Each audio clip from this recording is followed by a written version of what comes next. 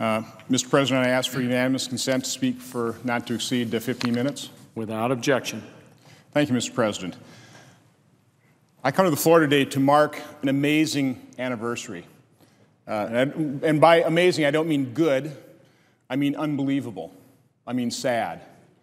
On Sunday, we will mark the anniversary, April 29th, of the date where it's been 3 years since the United States Senate has passed a budget. I know a lot of Americans have heard that date. They've heard the talking point that it's been 1,000 umpteen days since we passed a budget. But it's not just a talking point. It's simply unbelievable. It's jaw-dropping. The United States government is the largest financial entity in the world and has been operating now for 3 years without a budget. It's a $3.8 trillion year entity. Now, I come from the private sector. I'm an accountant. And when I tell the voters, the citizens of Wisconsin, that the federal government hasn't passed a budget, they really are amazed. That's why I call it an amazing anniversary date. The United States Senate has not fulfilled a basic responsibility. It is required by law to pass a budget by April 15th of every year. It's a reasonable requirement. It's a reasonable responsibility. The House of Republicans has fulfilled their responsibility. They've put forward a plan. They've shown the American people what they would do to solve our looming debt and deficit problem. The United States Senate hasn't. Why hasn't the majority here in the Senate passed a budget? They have all the votes. They have them in the Budget Committee to refer a budget to the floor. They have the votes. They have the number of members on the floor of the Senate to pass a budget. Why do they refuse? Is it because they have no solutions to our problem? Or is it they have a solution, they simply don't want the American people to know what it is? Trust us. We'll take care of us. Is it also because they don't want their fingerprints on that solution? They don't want to be held accountable. I think more likely that's the reason we haven't passed a budget here in the Senate for 3 years now. Now, I guess they could claim that President Obama's budget is their plan. But the problem with that is President Obama's last 2 budgets have been so unserious. Last year, his budget lost in this body, the United States Senate, by a vote of 0 to 97. Not one member of the president's own party gave it a vote. As a matter of fact, not one member of the president's own party was willing to bring that budget to the floor for a vote. Republicans had to do that. And now this year's budget, 3 weeks ago in the House of Representatives, again, the president's budget was brought forward to the House by a Republican, not a Democrat. It lost 0 to 414. Again, I ask American people, think about that. Think about what a stunning repudiation that is of leadership. What it really represents is a total abdication of leadership. The American people deserve better. They deserve far better. They deserve to see a plan. They deserve to have a choice. The president now has put forward 4 budgets. He has yet to propose any solution to save Social Security or to save Medicare. Again, the House has provided that plan. They've passed a budget. They've been responsible. Republicans have been willing to be held accountable. That's our job.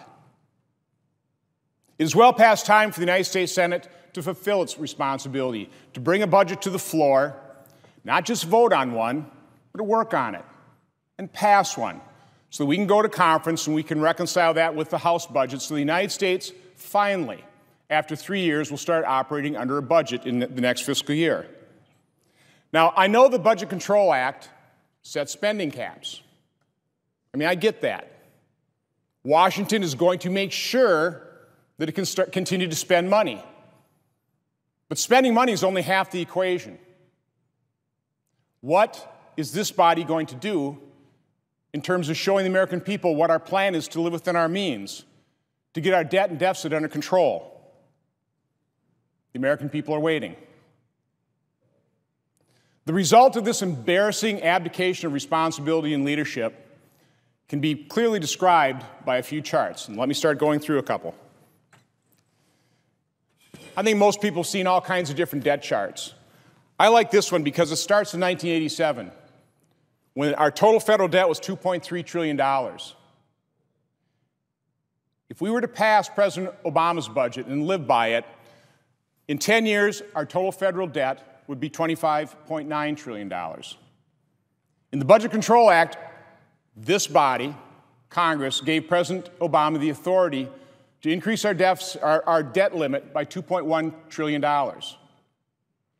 It took us 200 years to incur $2.3 trillion. We will have blown through that $2.1 trillion debt ceiling increase in less than 2 years.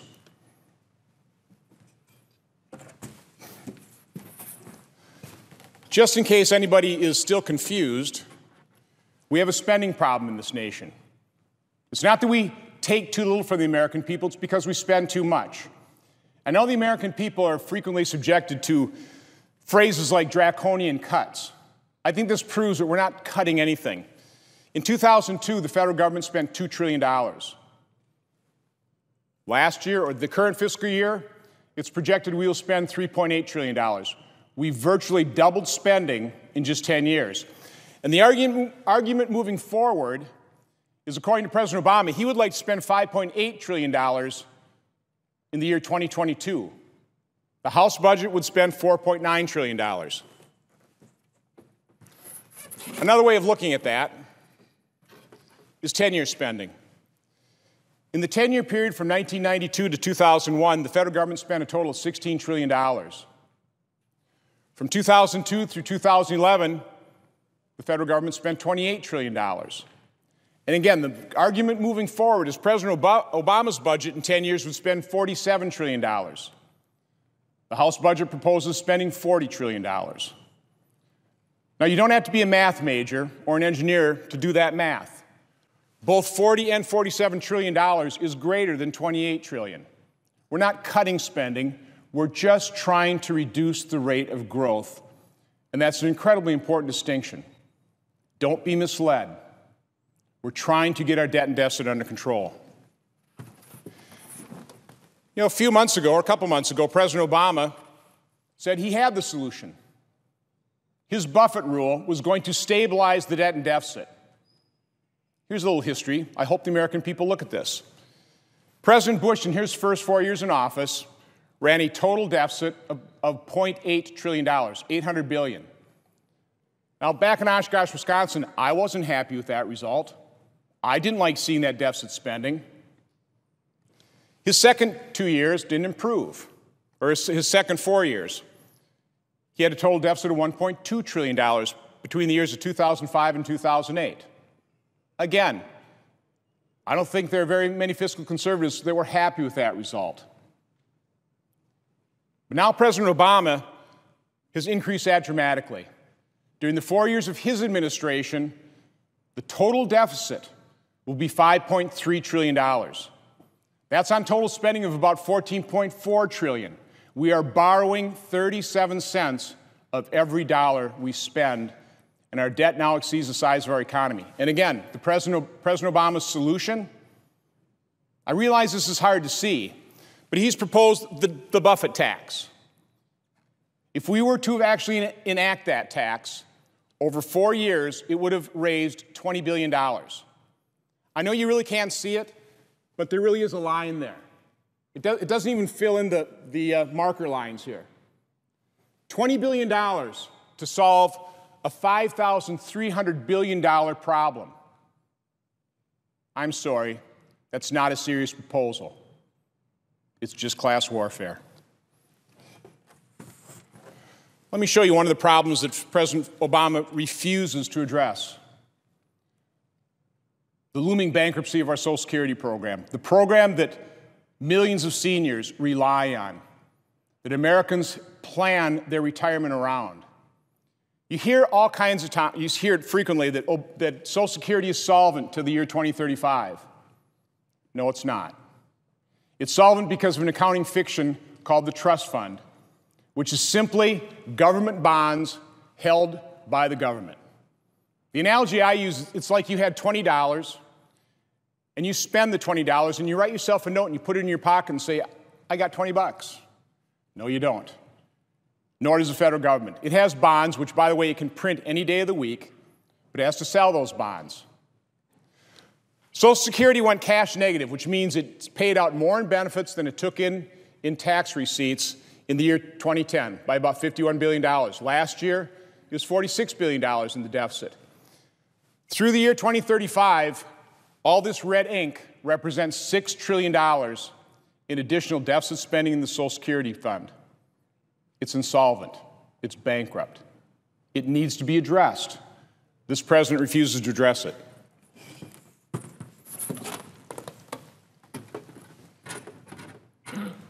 When we project out and we see another $10 to $11 trillion worth of deficit spending and increased debt, according to President Obama's budget, I'm concerned that we're not even fully realizing the other risks involved in that. Before I get to this chart, let me first mention the first one. If we fail to meet the growth targets that President Obama has projected in his budget by just 1%, you add $3.1 trillion to that 10-year deficit figure. That's a 30% increase.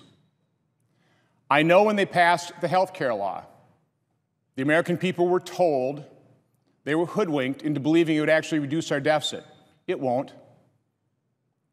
The way they were going to pay for 6 years' worth of spending is with 10 years' worth of receipts and reductions in Medicare. Now, the receipts, by the way, come in taxes, fees, and penalties on, by the way, drug manufacturers, medical device manufacturers, health care plans. Now, I don't know what economics course members of this administration took, but you don't bend the cost curve down by increasing the costs to provider. But that's what they were doing for about $590 billion of that revenue stream to pay for Obamacare. The other $665 billion was going to come out of cuts to Medicare, Medicare Advantage, and Medicaid. Now, we haven't imposed the provider reductions under the SGR fix, the DOC fix, about $208 billion. What makes anybody believe they will actually impose the $665 billion of savings in Medicare? If we move the 10-year window forward to when Obamacare really kicks in, when the full spending occurs starting about 2016, the total cost of the health care law won't be $1.1 trillion, it'll be $2.4 trillion, and that's a conservative estimate. It's not even taking into account the millions of employers that will lose their employer-sponsored care and get put into the exchanges at highly subsidized rates. But using a conservative cost figure, $2.4 trillion, grow the taxes, fees, and penalties by a reasonable amount, $816 billion, that leaves a $1.6 trillion, what I'm calling deficit risk. How's that going to be filled? Are we going to borrow it, or are we going to take it out of Medicare? Somehow I don't think we'll be taking it out of Medicare. Somehow I think we'll have to borrow it if we can. And that brings me to our last chart. Interest rate risk.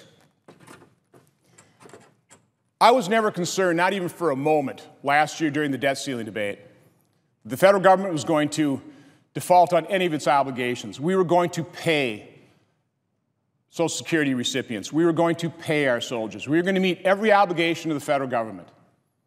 The day I fear is the true day of reckoning. The day when creditors around the world take a look at the United States and say, you know what? I'm not going to loan you any more money. Or what's more likely to occur is they're going to say, oh, I'll loan you some money, but not at these rates. If you take a look at the history of the borrowing costs of the United States, from 1970 to the year 2000, our average borrowing cost for the federal government was 5.3%. Over the last 3 years, from 2010 to 2012, our average borrowing cost is about 1.5%. That's a difference of 3.8% between these two figures. If we just revert to that average, And by the way, back then, the United States was a far more creditworthy borrower. Our debt-to-GDP ratio ranged somewhere between 45% and 67%. Currently, our debt-to-GDP ratio exceeds 100%. If we revert to that average borrowing cost of 5.3%, that would cost the federal government $600 billion in added interest expense per year. That's 60% of the discretionary spending level of $1.047 billion this year. Senator has consumed 15 minutes. I ask unanimous consent for 2 more minutes. Without objection. Thank you. So here's the problem. This is a huge problem. It's one that's being ignored because we simply refuse to address it. This body refuses to pass a budget to lay out a plan to fix it. To stabilize one of our primary metrics, a key one, is that debt-to-GDP ratio. Stabilize that and start bringing it down. And I would argue the other key metric, probably even more important, is the percentage of government in relationship to the size of our economy. 100 years ago, that was 2%. Last year was about 24%, which means 24 cents of every dollar filters through some form of government. And I don't know about you, but I do not find the federal government particularly effective or efficient. That's what the private sector does. It's the private sector that creates long-term self-sustaining jobs. It's the private sector that we need to rely on to grow our economy and create jobs. The vision for America, we are going to have a very clear choice on the vision for America between what this administration wants to do with a government-centered society and what Republicans want to do in terms of an opportunity society led by free people, free enterprise, led by freedom. That's our choice. But until the majority party here in the Senate lays out their plan, the American people won't have a choice. They won't understand what the plan is from the other side. So again, let me just close by saying it is well past time for the United States Senate to fulfill its responsibility and pass a budget. Thank you, Mr. President. I yield the floor.